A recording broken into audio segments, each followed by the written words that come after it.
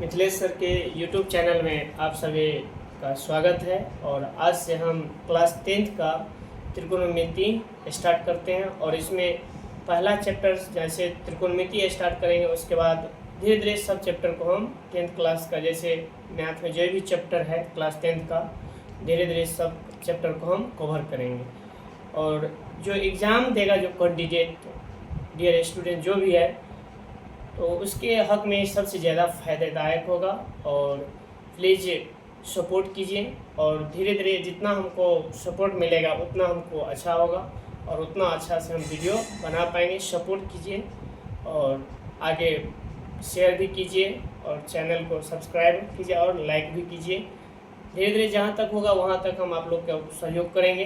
Class 10th का जो student जो इस बार एग्ज़ाम देगा 10th का, जैसे फरवरी या जनवरी में एग्ज़ाम होगा 27 में, यानी 25 या 26 में एग्ज़ाम देगा, तो 25 वाला जो कैंडिडेट है 26 में जो एग्ज़ाम देगा जनवरी या फरवरी में, उन लोग को सबसे फ़ायदेदायक होगा।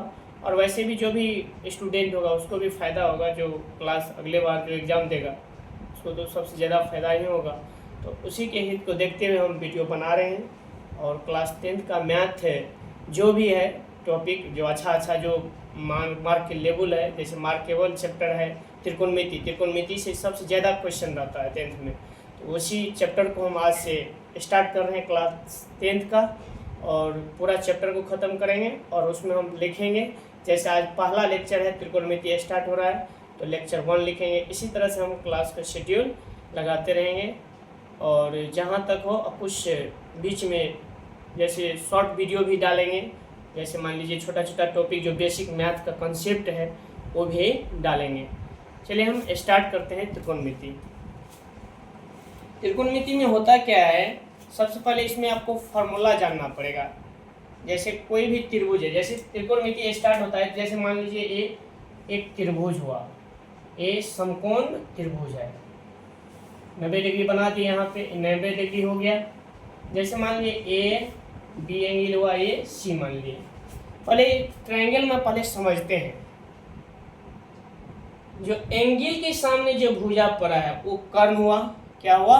कर्ण। एंगल के सामने जो भुजा पड़ा वो क्या हो गया? कर्ण, यानी कर्ण एच हुआ, इसको हम कर्ण कहते हैं। क्या? कर्ण बोला जाता है। और इसके जस्ट ये लंब हो गया, और लंब और आधार आपस में चेंज होता है, एक कभी आधार लंब बन जाएगा, एक कभी आधार बन जाता है। इसको हम लंब यानी पी से सूचित करते हैं। ये लंब हो गया, और इसको बोला जाता है आधार, यानी बेस, मतलब आधार बोला जाता है। क्या? आधार बोला जाता है। इसका फुल फॉर्म पी का होता है परपेंडिकुलर, बी का होता है बेस मतलब आधार, और एच का मतलब होता है हाइपोटेनस मतलब कर्ण होता है। इसी तरह से हम सबको मतलब जो भी फार्मूला बनेगा सबको हम फार्मूला बनाते हुए आगे बढ़ेंगे। और धीरे जैसे आज लेक्चर 1 में जहाँ तक हो वहाँ तक फार्मूला देंगे, फिर अगला क्लास में भी उसी तरह से फार्मूला खत्म होगा, उसके बाद हम चैप्टर स्टार्ट करेंगे। पहले तो इसमें हमको समझना पड़ता है कि कर्ण कौन है, लंब कौन है, कौन आधार है। तो लंब ए भुजा हो गया, ए बी लंब हो गया, बी सी आधार हो गया। लंब और आधार आपस में चेंज होता है, ये ध्यान रखना पड़ेगा। जो एंगल के सामने मान लीजिए लंब है, इसके सामने जो भुजा पड़ा है कर्ण हो गया, तो ये लंब हो गया और आधार। लंब और आधार आपस में चेंज हो सकता है, जैसे ये लंब हो सकता है तो ये आधार होगा, ये लंब है तो ये आधार होगा। इस तरह से हम चेंज कर सकते हैं। इसमें 3 फार्मूला आपको याद रखना पड़ता है, 3 ही को, उसके बाद जो बाकी बच गया वो अपने आप स्वतः याद हो जाता है। जैसे देखिए कर्ण हो गया, तो पाइथागोरस प्रमेय आप पढ़े होंगे। पाइथागोरस प्रमेय कहता है कि कर्ण पर का वर्ग शेष दो भुजाओं के वर्गों के योग के बराबर होता है। जैसे यहाँ पे हम देखेंगे पाइथागोरस प्रमेय से भी लगाएंगे, तो पाइथागोरस प्रमेय से, तो इसमें तो पहले त्रिकोणमिति निष्पत्तियाँ कौन सा पढ़ना है तो वो पहले जान लीजिए। साइन थीटा के बारे में जानना है, साइन थीटा के बारे में, कॉस थीटा के बारे में, टेन थीटा के बारे में जानना है, उसके बाद कॉट थीटा के बारे में जानना है, उसके बाद सेक थीटा हो गया, सेक थीटा हो गया, उसके बाद कॉसेक थीटा हो गया। क्या हो गया? 1 2 3 4 5 6 निष्पत्तियाँ हो गया। 6 निष्पत्तियाँ के बारे में टोटल के एक फार्मूला के बारे में जानेंगे। पहले तो हम लंब आधार कर्ण के बारे में जानेंगे।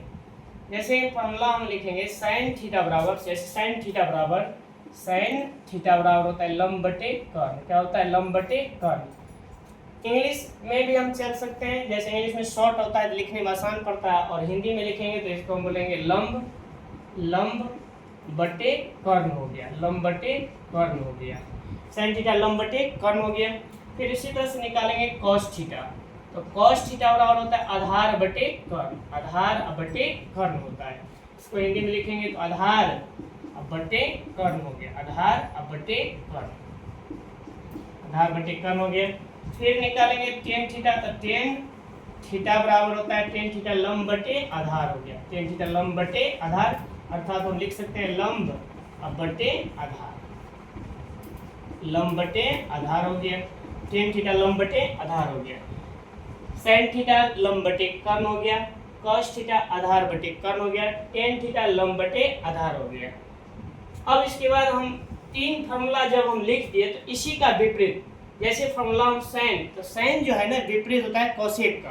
तो अब यहाँ पे हमको कोसेक लिखेंगे, तो कोसेक थीटा बराबर साइन का विपरीत तक कर्ण बटे लंब हो जाएगा, h बटे p हो गया।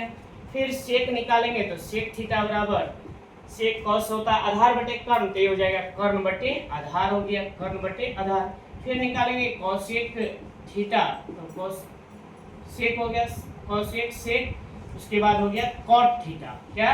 टेन का विपरीत क्या होता है? कॉट। तो कॉट थीटा बराबर हो गया आधार बटे लंब, यानी आधार बटे लंब हो गया। एक बार फिर से देखते हैं।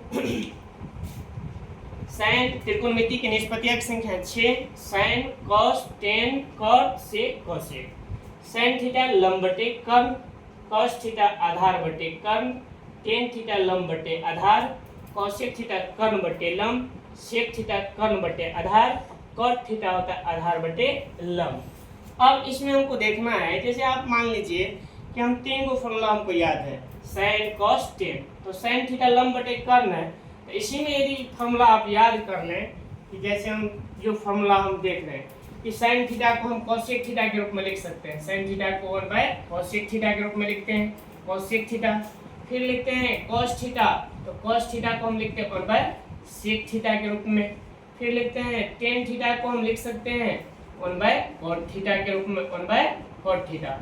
अब इसी से फॉर्मूला बन जाएगा sign theta into cosec theta बराबर 1 हो गया, एक फॉर्मूला बन गया।